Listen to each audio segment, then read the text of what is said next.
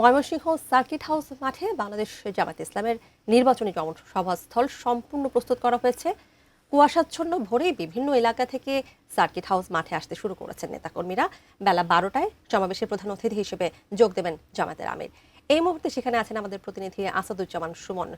সুমন, কটিয়াদীতে জনসভা শেষ করেই তিনি যাবেন ময়মনসিংহের সার্কিট হাউস মাঠে।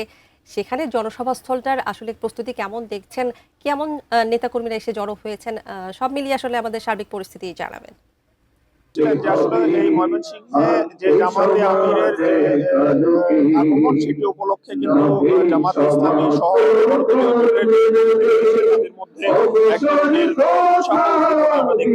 আমরা দেখছি যে এই যে জামাত ইসলামের যে আমিরের আগমন সেটি উপলক্ষে কিন্তু আজকে এই ময়মনসিংহ ঐতিহাসিক সার্কিট হাউস মাঠে কিন্তু নারীদের সমাগম করছে। সকাল থেকেই কিন্তু জামাতে ইসলামের যে নারী সমর্থক কর্মী সমর্থক রয়েছে তারা কিন্তু এই নারীর যে আসন রয়েছে নির্ধারিত সেই আসনে কিন্তু তারা বসেছেন এবং বিভিন্ন এলাকা থেকে ময়মনসিংহ জেলার যে গ্রাম সহ যে 11টি সংসদীয় আসন রয়েছে সবগুলো আসন থেকে কিন্তু নারী কর্মী সহ জামাত ইসলামের যে অন্যান্য নেতাকর্মী রয়েছে শিবিরের নেতাকর্মী রয়েছে তারা কিন্তু ইতিমধ্যে এই সার্কিট হাউস মাঠে আসতে শুরু করেছেন।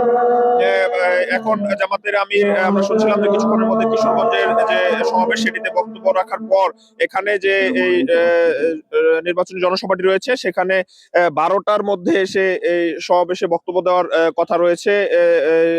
ডক্টর শফিকুর রহমানের এই যে সমাবেশ সেটি সভাপতিত্ব করবেন এই ময়মনসিংহ 4 আসনের যিনি সংসদ সদস্য পদপ্রার্থী জামাত ইসলামীর মাওলানা কামরুল হাসান এমরুল। এই সমাবেশে কিন্তু এই 11 দলীয় ঐক্য জোটের যে প্রার্থী রয়েছে 11টি আসনে ময়মনসিংহ জেলার এই সবগুলো প্রার্থী কিন্তু এই একই মঞ্চে পরিচয় করিয়ে দেওয়ার কথা রয়েছে জামাত ইসলামের আমিরের।